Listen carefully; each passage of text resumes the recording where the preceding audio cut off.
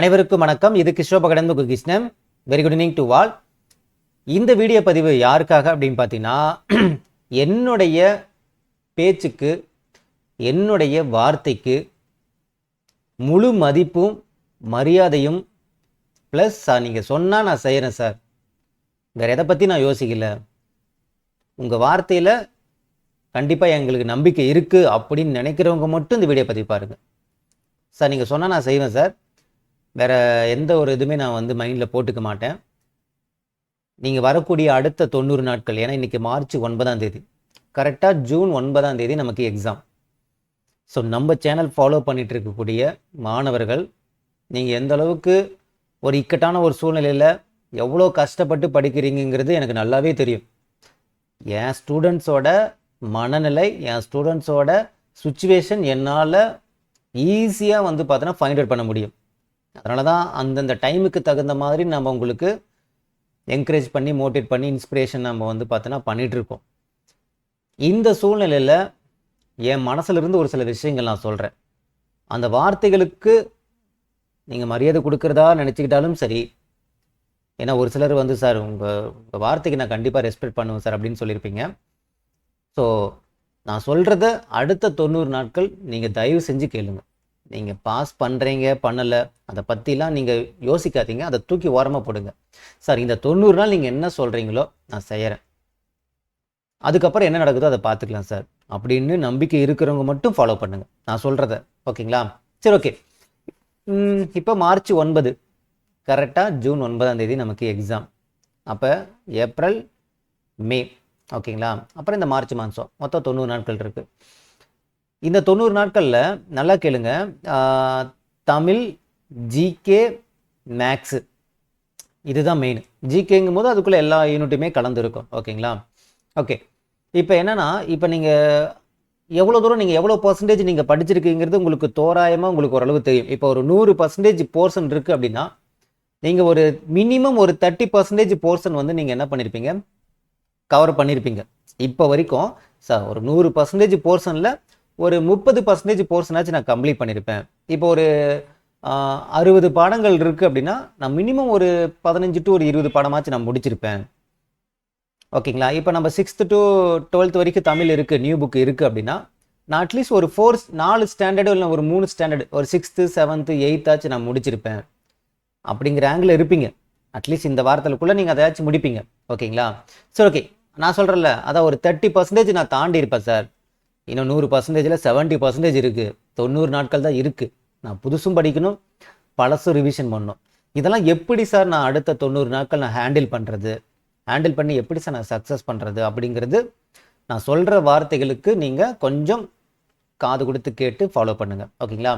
First விஷயம், இந்த மேக்ஸுக்கு நான் சொல்லிடுறேன். மேக்ஸை பொறுத்த வரைக்கும் நான் சொல்கிறத நல்லா கேட்டுங்க. நான் பெருசாக பிலீவ் பண்ணுறது என்னென்னா, நீங்கள் மேக்ஸ் ஆல்ரெடி நம்ம டாபிக் வைஸ் எல்லாமே நம்ம கொடுத்துருக்கோம். உங்களுக்கு தெரியும், டாபிக் வைஸ் எல்லாமே நம்ம சாப்டரும் கொடுத்து உங்களுக்கு நம்ம கவர் பண்ணியிருக்கோம். ஓகேங்களா? ஸோ அதை நீங்கள் டைம் உண்டா இருக்கட்டும், சிம்பிள் இன்ட்ரெஸ்ட், காம்பவுண்ட் இன்ட்ரெஸ்ட், நீங்கள் டாபிக் வைஸ் ஃபாலோ பண்ணுறவங்க அதை ஃபாலோ பண்ணிங்க. இந்த 500 சம்ஸ் நான் பெருசாக பிலீவ் பண்ணுறேன். இப்போ நாங்கள் 500 சம்ஸ் நான் சீரீஸ் கொடுத்துட்ருக்கேன் பார்த்தீங்களா, அதை நான் பெருசாக பிலீவ் பண்ணுறேன். எதனால் அப்படின்னு பார்த்தீங்கன்னா, நீங்கள் ஒரு டாபிக், நீங்கள் இப்போ சிம்பிள் இன்ட்ரெஸ்ட் டாபிக் நீங்கள் கவர் பண்ணுறீங்க அப்படின்னா, அதுக்கு ஃபுல்லாக கவர் பண்ணும்போது சிம்பிள் இன்ட்ரெஸ்ட்டுக்குள்ளே கேட்கக்கூடிய கேள்விகள், அதில் இருக்கக்கூடிய ஷார்ட்கட்ஸ், அதில் இருக்கக்கூடிய மெத்தட்ஸ் எல்லாமே உங்களுக்கு ஞாபகம் இருக்கும். ஓகேங்களா? நான் நடத்தும்போது பார்ப்பீங்க, எல்லாமே நீங்கள் போட்டுருவீங்க, ஈஸியாக இருக்கும். காம்பவுண்ட் இன்ட்ரெஸ்ட்டுக்கு போகும்போது தான் சிம்பிள் இன்ட்ரெஸ்ட்டு மறக்கும். டைம் அண்ட் ஒர்க்கு போகும்போது மீதி இருக்கிற 2 மறக்கும். ஸோ அந்தந்த பர்டிகுலர் டாப்பிக்கில் இருக்கும்போது உங்களுக்கு ஈஸியாக இருக்கும். இதுவே வேற ஒரு கொஸ்டின் பேப்பரில் ஒரு 5-6 டாபிக் கலந்து எல்லா கேள்விகளையும் பார்க்கும்போது அப்படியே மைண்டில் போட்டு ஒரு பெரிய கன்ஃபியூஷன் வரும். மேக்ஸை பொறுத்த வரைக்கும் அதுதான் ஒரு ப்ராப்ளம்னு ஏன் சொல்கிறோம், அதுவே ஒரு ப்ராப்ளம் தான். பட் அந்த ப்ராப்ளத்தை ஈஸியாக ஐடென்டிஃபை பண்ணி அதை நீங்கள் ரெக்டிஃபை பண்ணுற மெத்தடில் பண்ணிங்கன்னா அதை விட ஈஸி எதுவுமே கிடையாது. இப்போ ஏன் நான் உங்களுக்கு 500 சம்ஸ் நிறைய பேர் டாபிக் வைஸ் கொடுத்தா கூட ஈஸியாக இருக்குன்னு சொல்லுவீங்க. பட் அது இப்போ வரைக்கும் யாருமே அந்த மாதிரி கேட்கல. ஆனால் அப்படி கொடுக்க மாட்டேன். ஏன் கொடுக்க மாட்டேன்னா, திரும்பவும் நான் டாபிக் வைஸ் நான் எடுக்கிறதில்ல, ஆல்ரெடி நான் எடுத்து போட்டேன். ஓகேங்களா? திரும்ப எடுக்கிறதுல பிரயோஜனமே கிடையாது. இப்போ ஏன் கலந்து கொடுக்குறேன்னா, கலந்து கேள்விகள் இருக்கும்போது நீங்கள் எப்படி ஹேண்டில் பண்ணுறீங்க, உங்களுக்கு எந்த அளவுக்கு ஞாபகத்துக்கு வருது அப்படின்னு நீங்கள் தெரிஞ்சுக்கணும்.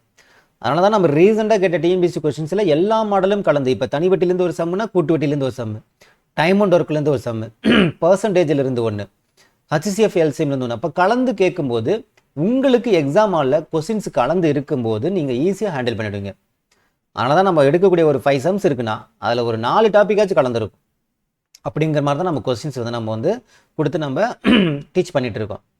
ஸோ வரக்கூடிய நாட்கள் இப்போ ஒரு 3 வீடியோ பதிவு நம்ம கொடுத்துருப்போம். 3 வீடியோ பதிவில் ஒரு 15 சம் பார்த்துருப்போம். இந்த 15 சம்மில் மினிமம் வந்து பார்த்தீங்கன்னா உங்களுக்கு ஒரு 15 மாடல் சம் நம்ம கவர் பண்ணிட்டோம். கரெக்டு தானே? 15 சம்முன்னு கிடையாது, இது 15 மாடல். அதாவது மேக்ஸில் 15 மாடல் சம் நான் கற்றுக்கிட்டேன். அதான் ரொம்ப முக்கியமானது. இப்போ அடுத்தடுத்து வரக்கூடிய நாட்கள் நீங்கள் நிறைய பேர் சொல்கிறீங்க, சார் 500 சம்ஸ் இருக்கே சார், நீங்கள் அது எப்படி சார் நம்ம முடிச்சிட முடியுமா எக்ஸாமுக்குள்ளனா? 500 சம்ஸ் வந்து 500 மாடல்ஸ் கிடையாது. நான் உங்களுக்கு சொல்கிறது புரியுதுங்களா? 500 மாடல் சம் இங்கே கிடையாது. இப்போ அடுத்தடுத்து கொடுக்கும்போது உங்களுக்கு மாடலுங்கிறது ரொம்ப கம்மி. அப்போ அடுத்தடுத்து இந்த சம்மு பாருங்கப்பா, இதெல்லாம் நான் வழி நடத்தியாச்சு, இதை நீங்கள் போட்டு பார்த்துருங்க அப்படிங்கிறது எனக்கு வந்து ஜஸ்ட் வந்து ஒரு 10 செகண்ட்ஸ் தான் ஆகும். இப்போ ஃபஸ்ட்டு ஒரு 50 வீடியோ பதிவு போகிற வரைக்கும் உங்களுக்கு எல்லாமே புது புது மாடலாக வரும். 50 மாடல் தாண்டினதுக்கப்புறம் மீதி பாதி வந்து ஆல்ரெடி நீங்கள் போட்ட மாடல் தான் அங்கே ரிப்பீட் ஆகிட்டே இருக்கும்.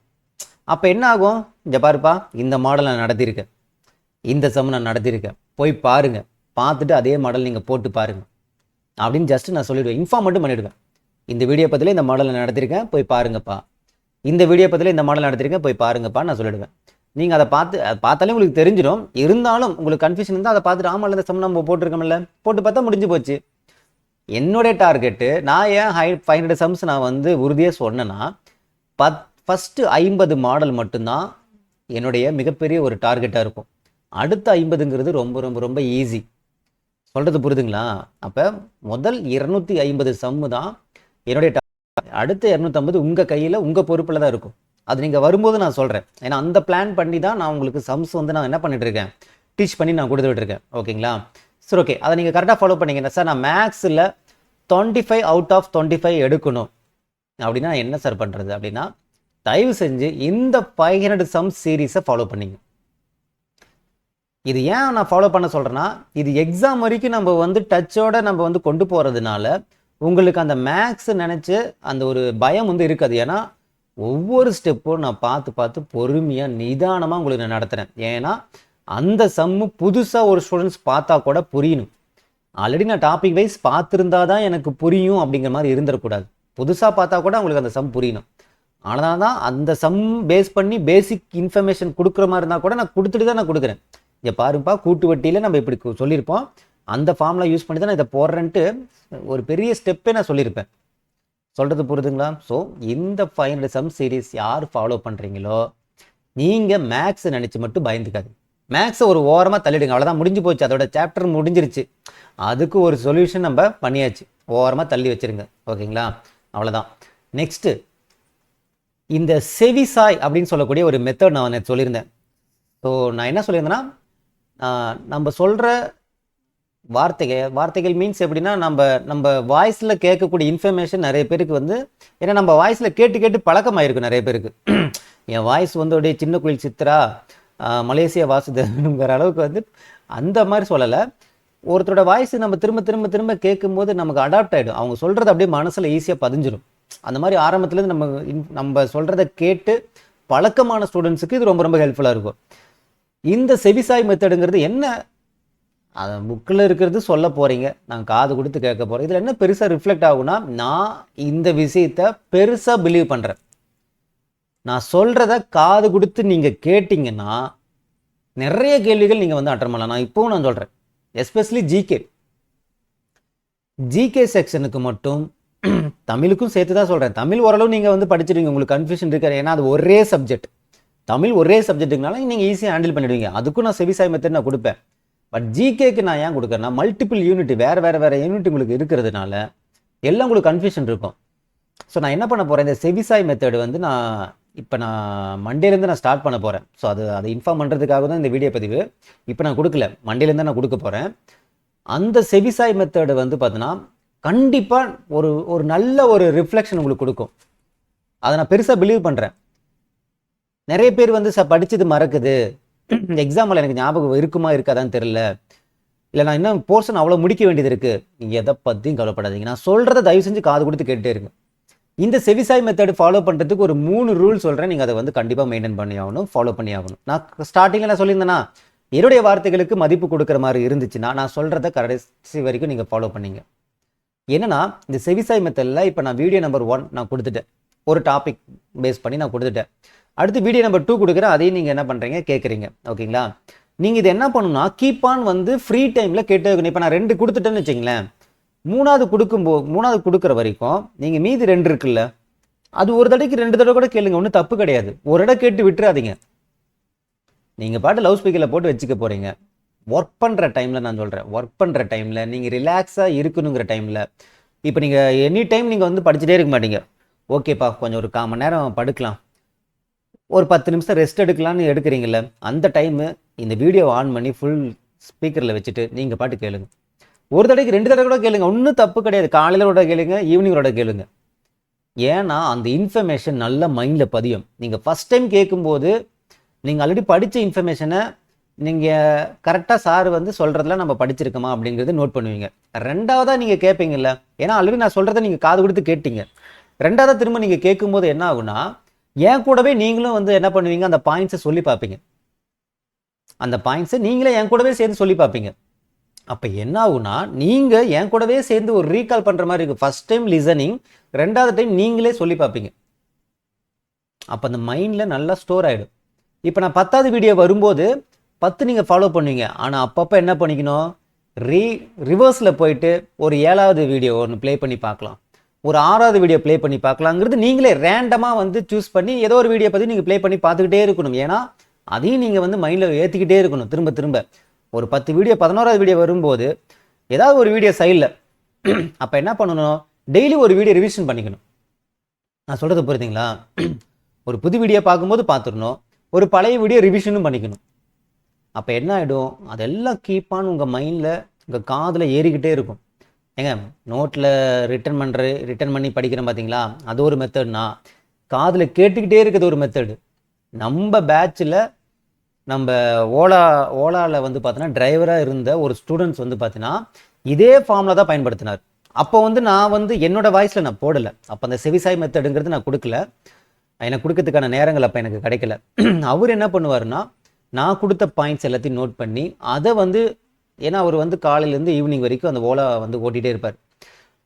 நைட்டு அவரோட வேலையே என்னென்னா, வந்து காரை நிறுத்தி சாப்பிட்டு ஒரு 11 மணிக்கு உட்காருவார்.